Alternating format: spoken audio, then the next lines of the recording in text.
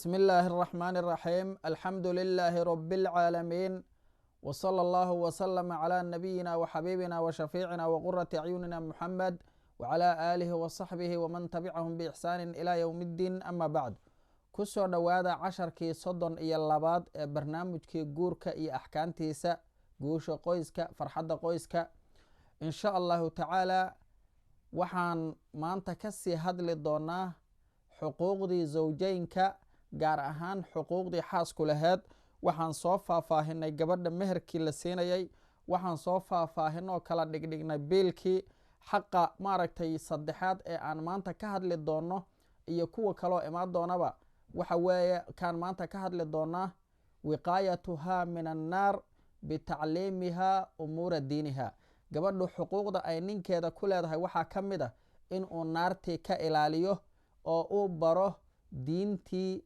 si ay cibaadadeedu u ansaxdo dahaaradeedu u ansaxdo salaadeedu u ansaxdo caadadii ay uga dahaaro qaada karto qubayskii waajibka ahaa ay u samay karto wixii xalaasha ahaa ay la imaan karto wixii xaaraamta ahaa ay barato gabar kastaba waxaa waajib ah haddii ay weligeeda la joogto weligeedu waa inuu baraa diinta islaamka waa inuu baraa wax allaale waxay u baahan tahay dahaaradii weesadii axkaamtii caadada axkaamtii dhiigga dhalmada haddii yani dhiiggeeda u qaldamo say ula dhaqmi laheed arrimihii salaada soonkii axkaamtiisii qur-aankii dikrigii ilaahay waajibaadkii kaloo dariskeeda say ula dhaqmi laheed ehelkeeda say ula dhaqmi laheed qaraabadeeda say ula dhaqmi laheed sidii dharkii sharciga ahaa ay u xiran laheed iyo shuruuddiisa wixii siday uga fogaa laheed khalwadii ragga ajnabiga siday rag ajnabiga hadday dani keento ula hadli laheed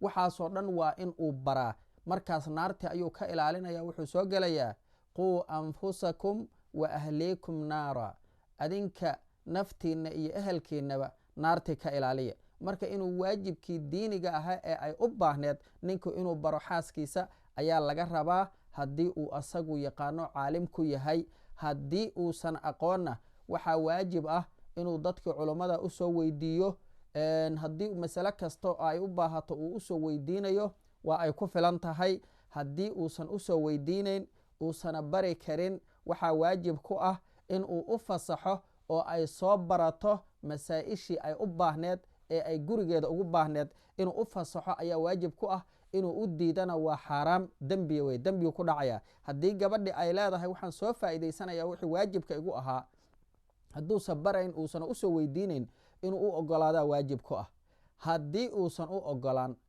uusana barayn uusanan usoo weydiinayn waxaa waajib ah in ay baxdo ee masaa-isha cibaadadeedu ay ku xiran tahay inay soo barato wixii xalaashaha soo barato wixii xaaraamtaha soo barato maxaa yeele waa cilmulxaal oo qasab ah waa ay soo baranaysaa idankiisa la-aantiisay kusoo baran kartaa haddii ay barato marka ama asagu ha baro ama ha u soo weydiiyo ama ha u ogolaado haddii ay barato wixii ay u baahneed oo waajibka ahaa asaga idankiisa la-aantiisa ma bixi karto waa in meeshii kale aadaysa ay fasax ka haysataa haddii kale mukhaalifanimo ayay noqonaysaa waxyaalihii kale cibaadaadkii kale iyo kulamadii kale iyo muxaadarooyinkii kale majaalistii digri oo kale meel kale ma aadi karto kuwaasoo dhan ma aadi karto ilaa ogolaashihiisa inay haysata ma ahan marka waa muhim wey masaa-ishaasi in aan ogaano maanta laakiin waxaaba cajiib ah dadka oo yacni mar kastaba su-aashii weydiinaya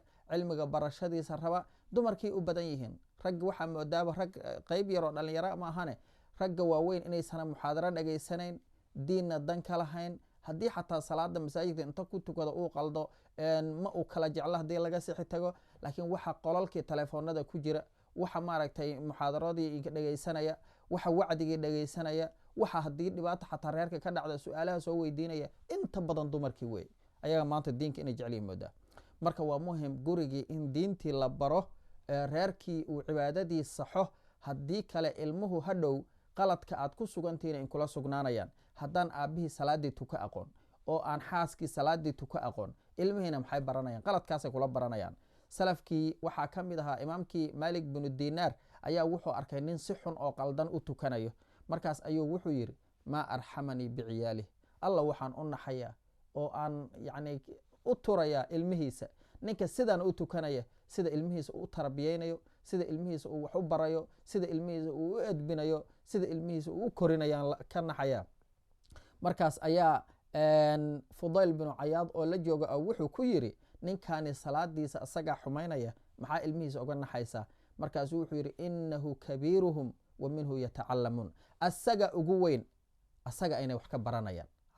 dad badan hadda maanta haddaa wax ka sixi tagtid waxay leeyihin aabbaheeyaan ka soo gaaray, aabbaheasaan u tukan jiray, aabbaheasaan yeeli jiray, hooyadayaan ka arkay. saas maahan.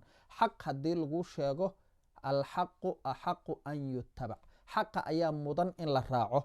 waxa weeye aabbaha hadduu qalad ku dhaqmi jiray yani qaladka ku raaci maysid, wixii wanaagana waa ka qaadanaysaa aabe. marka waalidkii, hooyadii iyo ninkii isqabay ayaa la rabaa cibaadadooda inay saxaan. maxaa yeele madrasada koobaad ee ay ilmuhu ka soo baxayaan waa hooyada iyo aabbaha, gaar ahaan hooyada. haddaadan xaaskaagii marka diinta barin, cibaadadii siday ku sixi laheyd aada barin, aada kula dadaalin, hadhow waxay kuu saaraysaa ilmo aan diin iyo dunyo midna ku fiicnayn.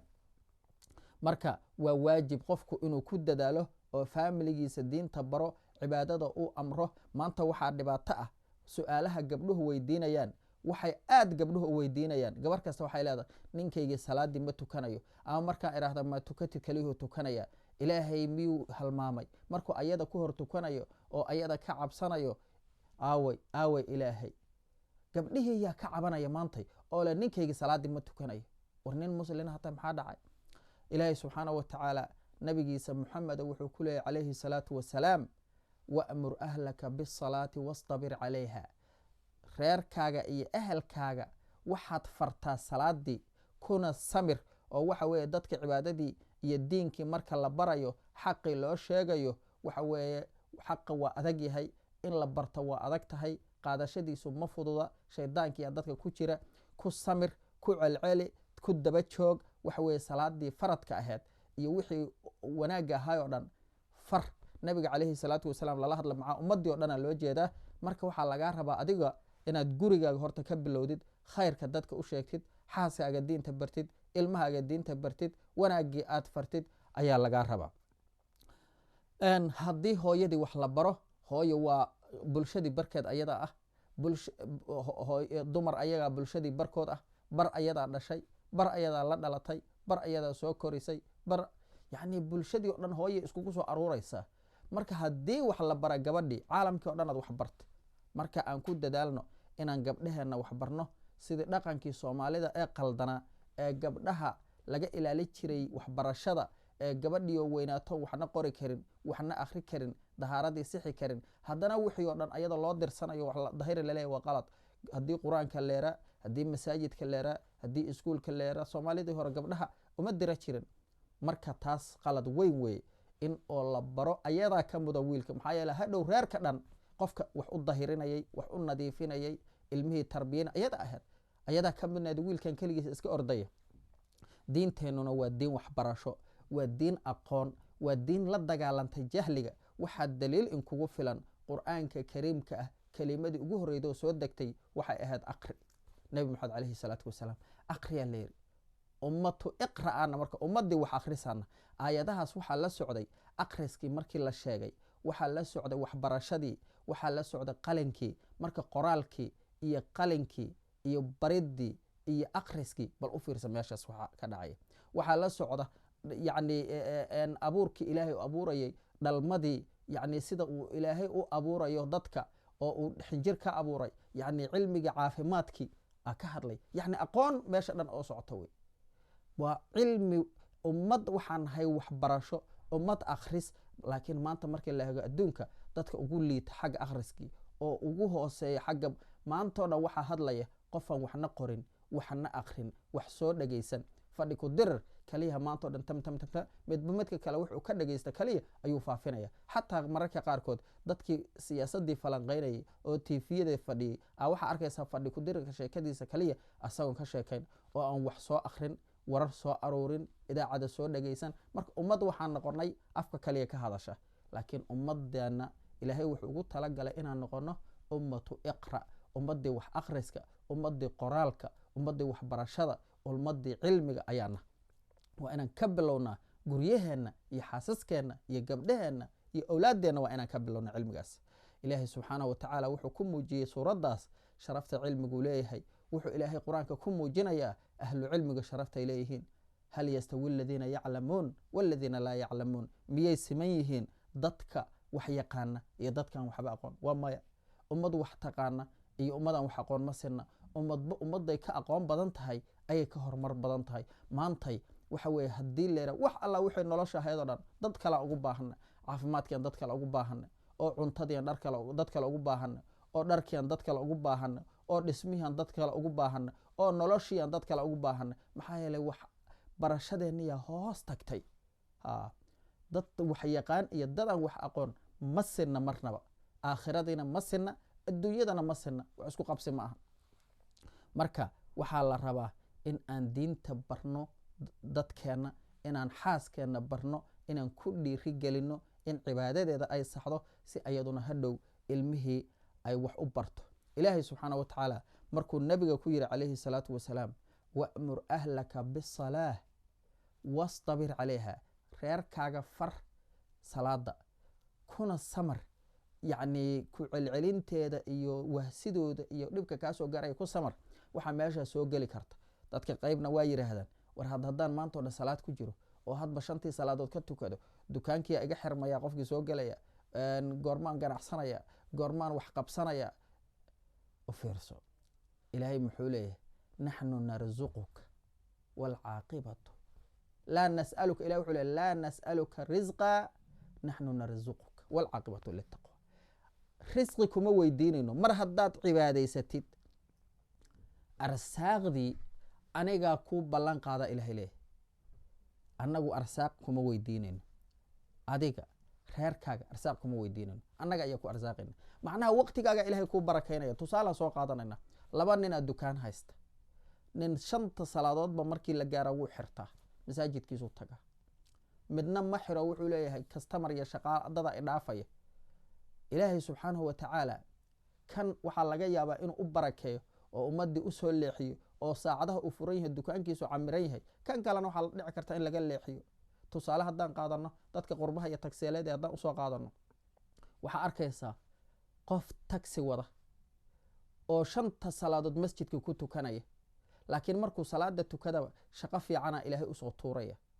laakiin mid oo salaadihii u gambiyey oo le haddaad maanta masjidka geshid ama jamaacadii aadid ama shaqa ku dhaafta, waxaa laga yaabaa hadhow isagoo cabaadaya inuu yimaado. u fiirso, ilaahay ballanqaadkiisaa kan haystaa.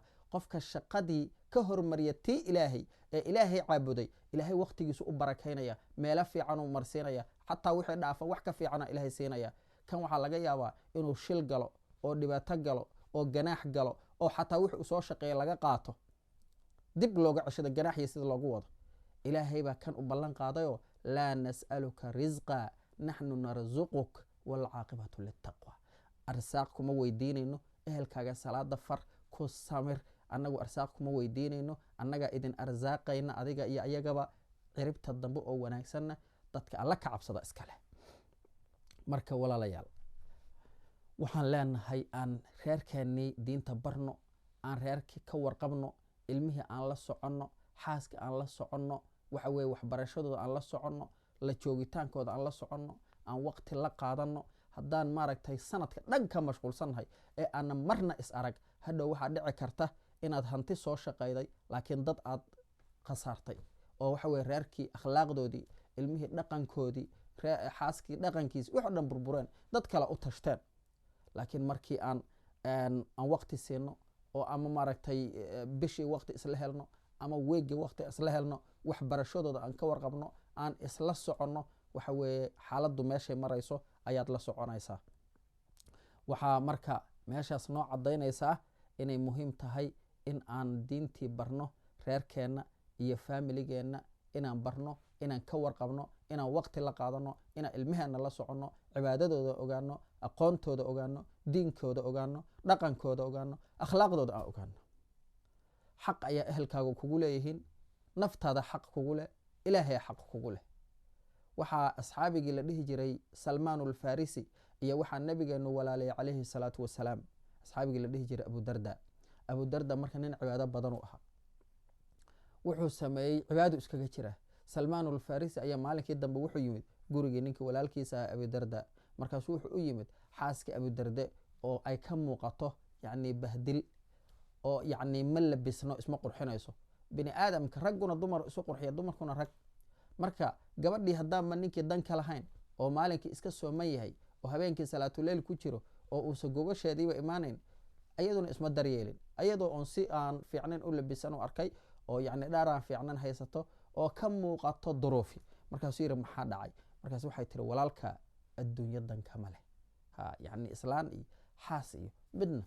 riwaayo kale waxaa laysa lahu xaaja fii nisaa'i dunya, adduunyada dumarkeedaba wax dana kama leh, wax dana kama leh. marka maalinkii waa soomaa, habeenkiina waa istaagaa, riwaayo kale ku daraysa. markaas ayuu abudarda yimid, cuntuu usoo sameeyey. cuntadii markii uu u keenay uu yidhi ila cun, salmaana leh ila cun. markaasuu yidhi waa soomana, haddaada ila cunin cuni mahayu yidhi. markaasuu afuray. haddii qofka martiga uu ku dhibsanayo soonkaagina sunno yahay inaad afurtid ayaa fiican. ila cunu yidhi waa la cuna. marka inta afuray waa wada cuneen. habeenkiyaa la gaaray, waa wada seexdeen. marka ay wada seexdeen sidii dadkii hore baadiyahayo waxaa laga yaaba qofka martiga in lala seexo jiray.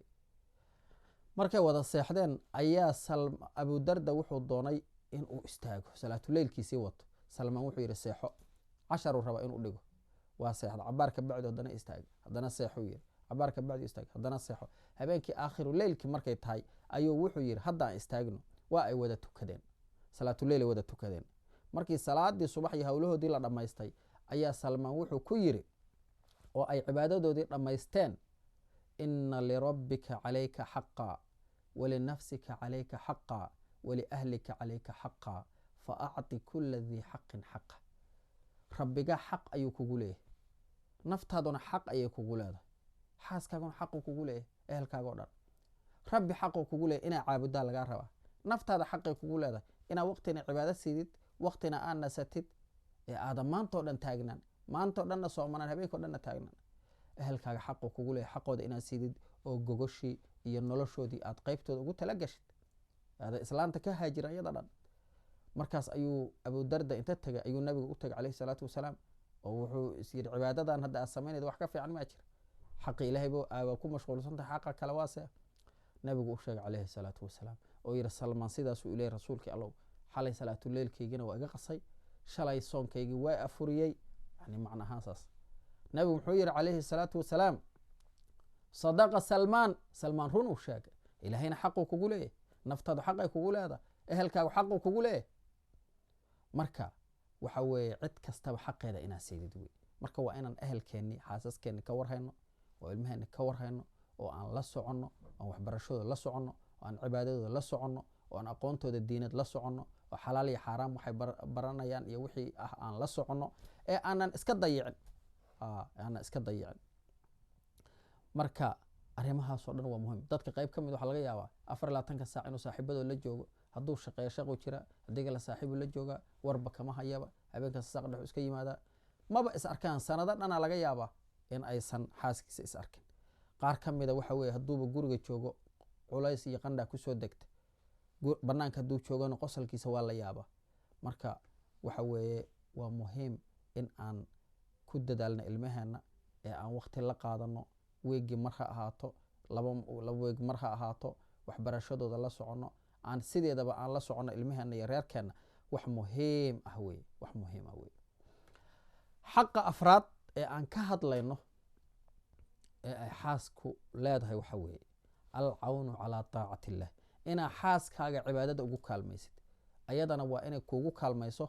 markaas waa u tegi doonaa qaybta ninka, hadda xuquuqdii xaaskan ku jirna, inaad cibaadada iyo daacada ilaahay ugu kaalmaysid weye. waa soo marna aayaddii nabiga lagu yidhi wa'mur ahlaka biالsalaati wastabir calayha laa nas'aluka risqa naxnu narzuquk waalcaaqibatu litaqwa. waa soo marna aayaddaas, waa soo faahfaahin. sidoo kale nabiyullaahi ismaaciil calayhi الsalaam ilaahay wuxuu ku ammaanay inuu ehelkiisa salaada fari jiray. wadkur fi lkitaabi ismaaciila inahu kaana saadiqa alwacdi wakaana rasuula nabiya wakaana ya'muru ahlahu biالsalaati waالzakaah. ehelkiisa, xaaskiisa, reerkiisa, qaraabadiisa wuxuu fari jiray salaada iyo zakada wa kaana cinda rabbihi mardiya.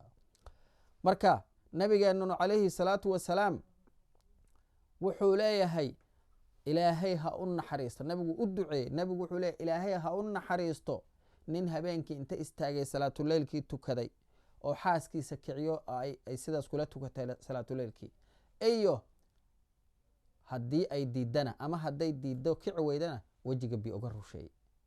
dhanka kalena ilaahay ha u naxariista gabar habeenkii inta soo toostay salaatuleyl tukatay ee ninkeeda kicisay ee uu asna sidaa ku tukaday, haddii uu kici waayana wejiga biyo uga rushaysay. xadiidkaasi waa abu daawuud iyo ibnu maajah ayaa warinaya. marka labada qof in ay cibaadada ilaahay iyo daacada iyo taqwada iyo alla kacabsiga inay iskugu kaalmeeyaan wax muhiima wey. marka weli waxaan kusii jirnaa xuquuqdii ay gabadhu ku lahayd ninkeeda. casharadeena dambe ayaan insha allahu tacaala kusii faahfaahi doonaa.